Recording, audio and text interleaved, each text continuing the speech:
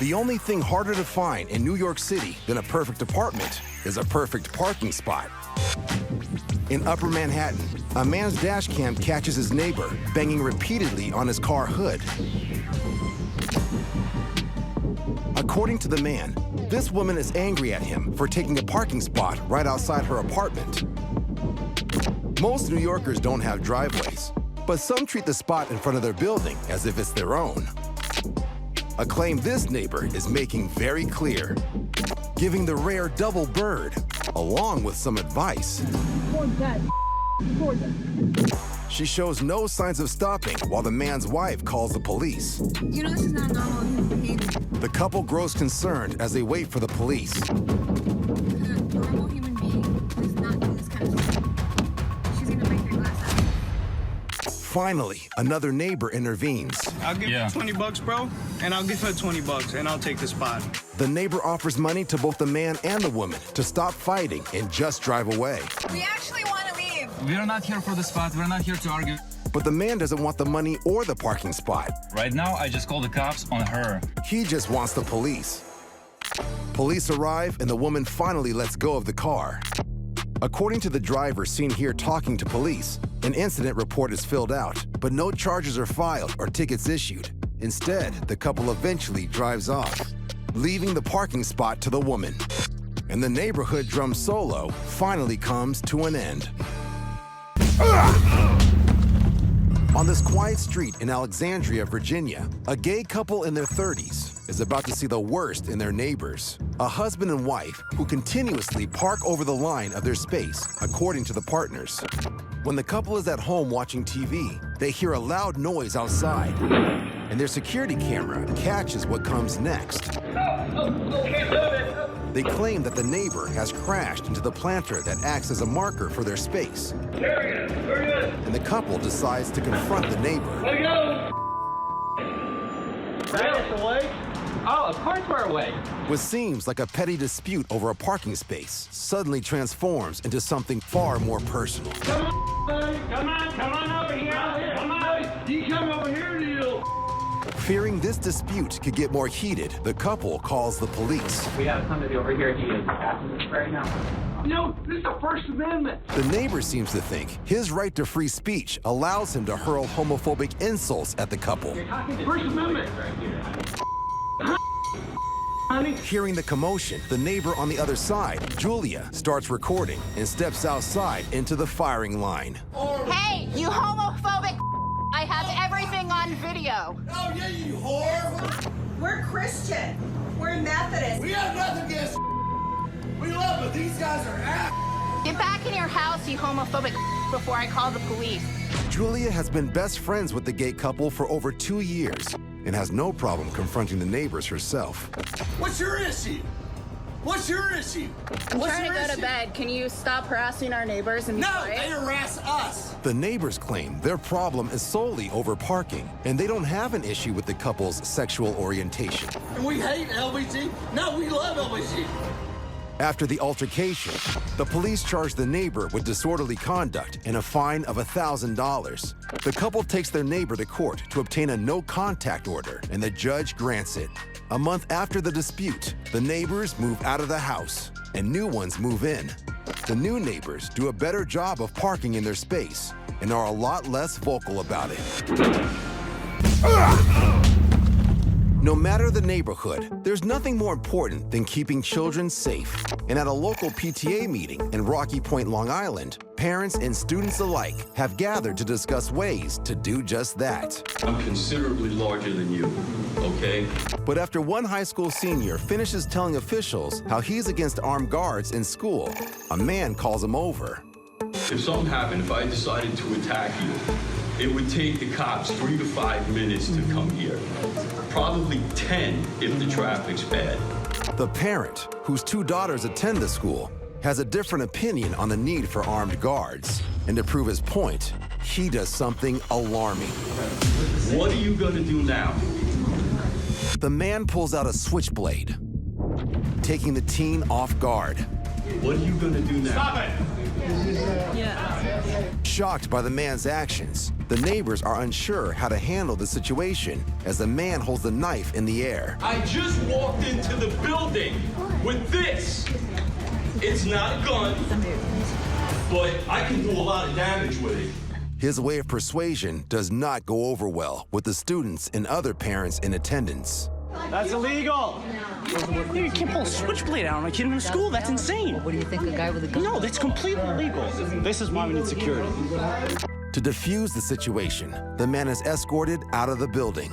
The story is covered by multiple news outlets, and while school officials call the man's actions inappropriate, they don't believe he intends to harm anyone, proving that bringing a knife to a PTA meeting isn't the sharpest of ideas.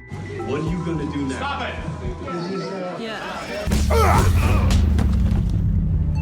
I'm genuinely not trying to start. I just want to talk. After Jeff and Kayla Elkins buy a piece of land near Huntsville, Texas, they find themselves in an ongoing battle with their older neighbors who once owned the 2-acre lot. What did I start? You cut my grass! This is the Property line. This is my side of the grass. You cut it. Come on, bitch!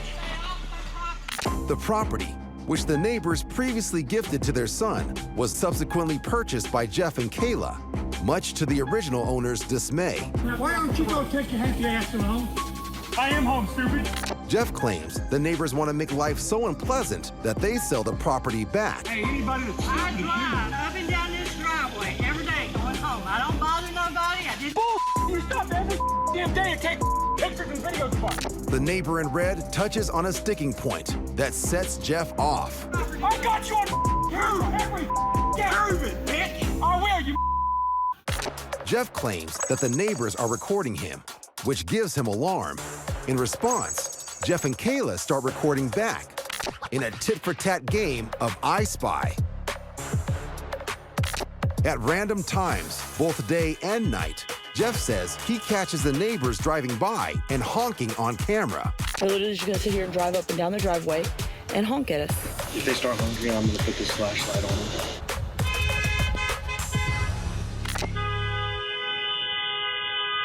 Jeff puts up a privacy fence along the property line in an attempt to keep the neighbors from recording him. But he then alleges that this causes the neighbors to deposit trash near his property just to annoy him. Yeah, call the sheriff. Tell them I'm being harassed. No, your old ass is dumping trash all over the ground next to my damn fence. The acrimony continues when Kayla records the neighbors slowly driving by and seemingly recording she and Jeff in their yard. So Jeff confronts them. Leave us the alone! Jeff. I'm on my property. No, you're not, bitch. You're on the county property, stupid. Suddenly, what the older neighbors do next scare Jeff and his wife. Great, now look what you started. What are they gonna do? They record a loud bang that seemingly originates from their neighbor's vehicle. Shaken by the noise, Jeff and Kayla call the police to intervene. In the following days, Jeff and Kayla explain the situation to the authorities and share their pictures and videos, Prove it, bitch! which don't result in any arrests or charges being filed. Jeff and Kayla say they have no intention of selling the property and moving away, so they are resigning themselves to the likelihood that their neighbor's behavior will continue, and are hopeful that it won't lead to any further frightening interactions. Why don't you go take your happy ass home? I am home, stupid. Plants in the garden may love being showered with water, but neighbors do not. Turn it off! And one evening, in an upscale neighborhood of New York City, an argument has broken out in the hallway of an apartment building because the man with the beard says the neighbor in the shorts just drenched him with water. You're disrespectful! Hearing the commotion, the woman who lives upstairs starts recording. Get out, please. You got it, bro.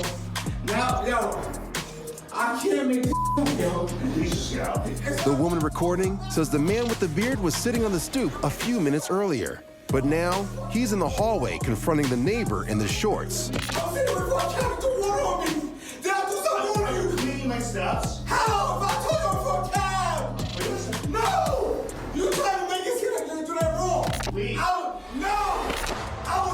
The neighbor claims that he was simply washing his steps when he accidentally soaked the man.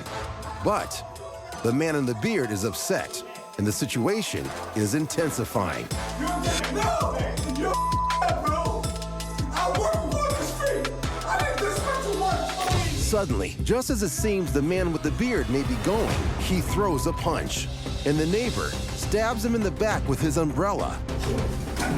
A fight erupts, and the pair wrestle on the ground until the man with the beard runs off with a bloodstain on his shirt. Get out, please! The woman recording is unsure which man's version of events is correct, and she doesn't know what happens next. The neighbor says she hasn't seen the man with the beard again, and the downstairs neighbor moves out shortly afterwards. But it's clear that in this neighborhood, stoop cleaning can escalate to a hallway brawl faster than a New York minute. I can't make yo. Resting in the shadow of New York City, Bayonne, New Jersey shares many of its issues, packing lots of neighbors into a small space. Fertile grounds for neighborhood wars. Bitch! This is Bayonne. And 42-year-old Bayonne resident Tamika Bordeaux is heading to her neighborhood convenience store when she hears a woman yelling at her neighbor. Suddenly, the woman turns her wrath towards Tamika, and she starts recording. This bitch ran after me for no reason at all. She's not minding her business. You nasty wig-headed bitch. Black bitch. The lady's comments intensify as she appears to follow Tamika down the sidewalk. Here she go. Black. Call them. Call the cops. How long you me in? You went into my street. Huh? You followed me. No, I actually live on that block. Tamika walks to the closest neighborhood convenience store for refuge when, suddenly, a concerned neighbor steps in. Stay off the block because you did it the other night to us. She's following. You're following her. Yep. I saw the whole thing, bitch. Yeah. Yep. You better get your ass being a racist. She don't follow me all the way from my house. Sorry. She did that 2 weeks ago over there. Not standing for the woman's comments, the valiant neighbor in the navy hoodie becomes even more incensed. You don't talk to people like that, bitch. You don't talk to people like that. The woman in the beige coat backs away, and with things calmer, Tamika gives her thanks for the bravery of her neighbor. You see how she walked away? I appreciate you so much for that because if nobody said anything, she wasn't gonna stop, and that's I want to go over there and punch her in her face. Still get in trouble. And I'd have your back. It's okay. It's all right. Thank you.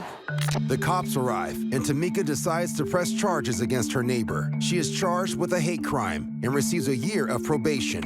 And while Tamika is shaken, she's thankful that the rest of her neighbors make her neighborhood a place for everyone. You don't talk to people like that, bitch! It's a sunny afternoon in a neighborhood in Ohio, and police have been called because some neighbors claim that a woman is playing music loudly in her backyard, and her neighbors don't want to confront her themselves. Well, there's going to be retaliation because she I didn't tell him you called. No, but she thinks the lady next door to over there called. The woman is concerned her neighbor won't like that she's talking to police, when suddenly they hear yelling from the house on the other side of the neighbor's property. Who's that? That's where you're starting. Hey! The officer walks over and finds the neighbor allegedly playing music too loud, arguing with her other neighbor. Of my property. You were not invited here. I am not talking to you. They weren't from. I never did anything to you. I have nothing to say to you. Oh, I wish she'd walk on my side of the grass. Listen. Is that a threat? No, it's a promise. The woman in the bikini is the one the neighbors claim is playing loud music. And according to police reports, this isn't her first time she's argued with the people next door. I don't go back on her property again. The bikini-clad woman starts shouting at her other neighbor, and the officer rushes over to separate them. This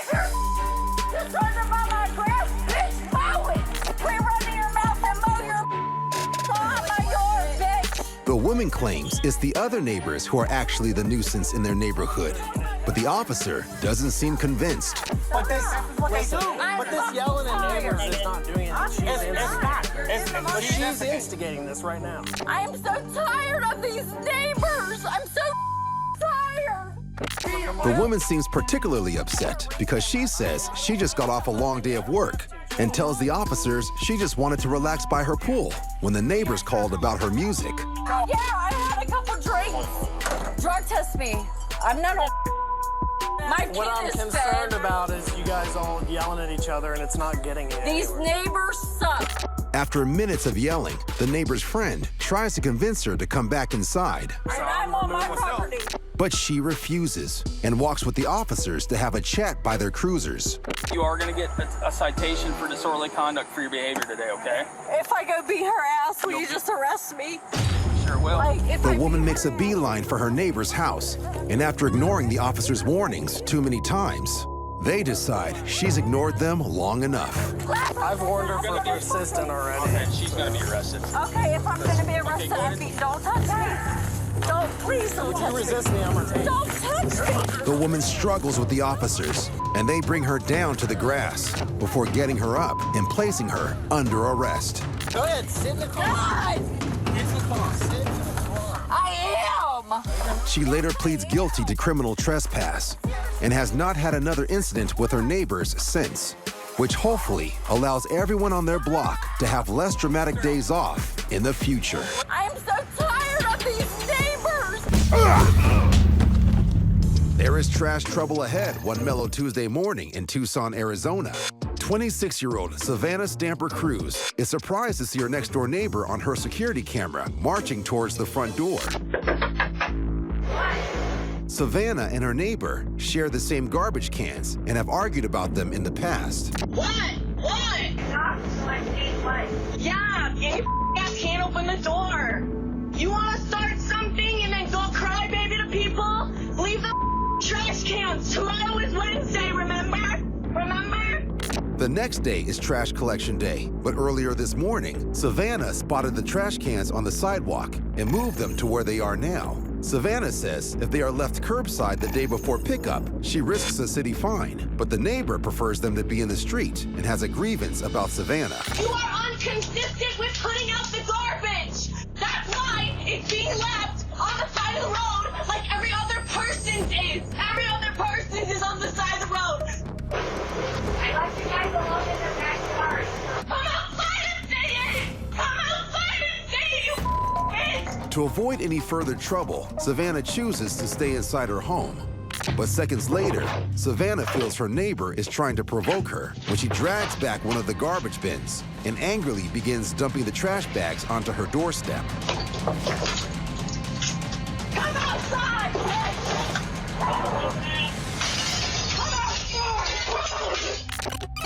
As she gets up, Savannah claims her neighbor punches the window and breaks the glass, sending shards onto the driveway. Savannah reports the incident to the police, but they decide not to take any further action. The video is seen 1.2 million times online, and many people ask Savannah why she doesn't go outside to confront her angry neighbor. So she tells her side of the story. It took everything in me to not do something, and I'm proud of myself, and I appreciate the people that are proud of me for staying inside. Savannah says the neighbor has now moved out, so there will be no more trash talk on Trash Day. Come outside, Essex, United Kingdom. When Tammy Westwood moves back home to the UK after 8 years in the United States, life in her new neighborhood is good. I love living in this neighborhood. When we go out, if anybody's in the street, we always say hi, we're always friendly. But Tammy claims things in her London suburbs soon go from lovable to ludicrous after she claims a neighbor habitually tucks her trash can by Tammy's garage, which really ticks her off. I have no idea why her empty trash can kept ending up leaning against my garage. My God, why? It was completely pointless. So let's just get it straight. You keep your bin on your property and I'll keep my bricks on mine. Keep the bin on my property. I've already told you that. You won't keep them. You won't keep your. Why will you? I'm not harassing you. The neighborhood feud ratchets up a notch when one day while running errands, Tammy receives a phone call from her son who claims that the neighbor has some choice words for him. My son called me and he said to me, Mum, I've just gone out there and she started on me. You can go away because you ain't got no money. Your father didn't give you any.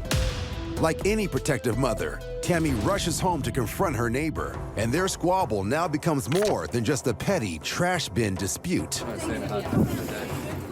How can she say that? So I push her door, she comes out. Touch me. I pull my hand back to actually defend that and throw a punch. Touch me. Touch me. Touch me. Touch me. Go ahead. I thought to myself, no, don't do that. The argument soon spills out into the alley, where Tammy's son records the heated discussion. Come on! Yeah? Come on! Yeah, now she got another friend. Yeah? So I'm there and I'm screaming and she's screaming and we're arguing with each other and I'm not feeling like we're ever going to get a resolution to this. You keep your on your side. You keep off my blasted land. You keep off my papers out. No. Look. Yeah? Yeah? Yeah, you keep papers out my face. Don't put your papers in my face. Yeah, mess about with me, love. Yeah. Yeah? Yeah. Seriously? Get your bin off my land. Make you go back on my land and you see what happened. Tammy once again stands up for her son when the neighbor has more words for him. Your son's recording it. Your son's recording it. Goes to show what you're about. You as well. Everybody on this road has got something. Don't start on my kids, Everybody got something. Don't start on my kids. So as I'm seeing her attack my family members and be rude and abusive to them, I'm getting more and more hurt and upset because my instinct is to protect my family members as much as I can, and I will. Shut your mouth. Stay away from my family. You shut your mouth, all right? Because you got the biggest mouth I've ever seen. No, that would be you. You know people who've got mouth that lack would be something you. else? That would be you. You lack this, Just the keep brains. your bin You off lack my the brains, land. love. You're all Stop it. spreading my life. You're all it. Thankfully, calmer heads prevail, and each woman returns home. After their contentious exchange, the neighbor stops placing her trash bin up against Tammy's garage. At the moment, things are peaceful. She has moved her trash can. She's not saying anything. If it comes up again, I'll, do what I need to do for my family and just stand my ground. And while the two neighbors currently have an unspoken truce, Tammy still harbors resentment towards her neighbor. I hope every day that she moves, to be honest with you. It'd be bliss. Of course, we don't know who we're going to get in her place, but I don't think it could ever be as bad as having her here at all.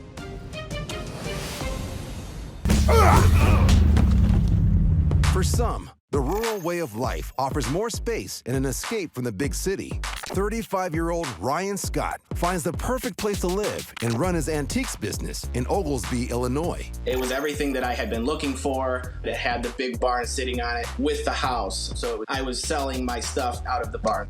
However, the property is sold to a new family, and according to Ryan, the new owner chooses not to extend the lease as they want to convert the home into a vacation house. With little time to move out, Ryan alleges the new landlord starts to make things difficult for him. Can I help you? You look like you're walking in my yard down to the house. Your yard? Ryan claims he can't move out before the 6 weeks given by the landlord and ends up overstaying his lease. According to the new property owner, Ryan doesn't pay his rent, and an eviction notice is filed with the court. I spent 6 months getting all that stuff there, getting established. There was absolutely no way that I was going to be able to move out in such a short period of time. Ryan alleges that he feels pressured to leave the property sooner. And one day, the landlord's oldest son gets confrontational, so Ryan starts documenting it. Did you miss me, Cupcake? Not really. What's up, bitch? Nothing much, man. No? Immediately, I know that things are just about to go south. And it's like, okay, now I have to deal with this guy. When you get the out? I'm trying. Yeah? I really am. Quick enough. I want you out, buddy. Soon after, the son is joined by his brother and their father, the landlord. That's what we're doing. Dad, I'm having a conversation. I'm a grown man. Leave me alone. Here's the deal. Be a man. Be a man about this. You get out by the court date, and everything's done. While the landlord gives Ryan 6 weeks to vacate before the eviction hearing in court, his oldest son suggests a fist fight might settle things sooner. You get out. No, Dad, let me, just 1 second. Hey, I promise you, I've never in my life jumped anyone. I wouldn't do that. You give me 5 minutes of sparring, and we won't That's come not back. what I'm talking about. Minutes. That's not reasonable. 5 minutes, one-on-one, me and you, to have a little sparring session. Bro. I'm not gonna kill you. I'm just gonna you up. You don't want to. 1 minute. Come on, let's go. 1 minute. As soon as I hear that, my heart starts to race. Horrified, Ryan tries to back away in fear as the son's anger intensifies. Please be confrontational with me. Please, Ryan. you need to step back. Suck my dude. I'll do what the I want. You gonna stop me? No, you're not. I'm not. Stop. What? Please step away. Stop what? I didn't touch you. I don't. Step away from what? You're in my what? face. I'm in your what? I'm in your what? I'm walking. I'm having a nice leisurely stroll, you coward. It's that feeling on the inside, that tightness in your stomach, where you know that you may be in danger here. Make sure you lock the door. Please leave me alone. Call the cops. Lock the door. Ryan retreats back to his house, while the landlord and his sons continue to shout before driving away. Finally caught up to you, the system. They're gonna catch up to you, buddy. Ryan claims he starts to pack his belongings and tries to get out as quickly as possible. However, a week later, Ryan tells the police an altercation occurs and shots are fired. I came back from my friend's house. I pull in the driveway and I realize that the house is completely open. I put the car in reverse and I get about halfway through the circle drive, and the eldest son, he opens fire and fires 3 rounds through my vehicle. My leg is bleeding profusely and my clothes are soaked in blood, and now it starts to hurt. And now I realize, oh, I've been shot. Astonishingly, Ryan manages to drive himself to the hospital where medics treat his gunshot wounds. And they have good news. So I get to the hospital, doctor looks at the bullet wound, and they say, there's an exit wound, so it came out. We don't have to do surgery. I'm about the luckiest on the planet right now. It's unclear what provokes the altercation. The police arrest the oldest son, 39-year-old Thomas J. Reynolds. He's charged with aggravated battery and discharge of a firearm and is released on a $10,000 bond. Reynolds pleads not guilty to the charges and is awaiting trial. Ryan moves his antiques out of the house before the court hearing for the eviction and moves in with his friend until he can find a new place. In the next neighborhood that I seek out and choose to live, I will do my due diligence and find a neighbor that treats people with respect.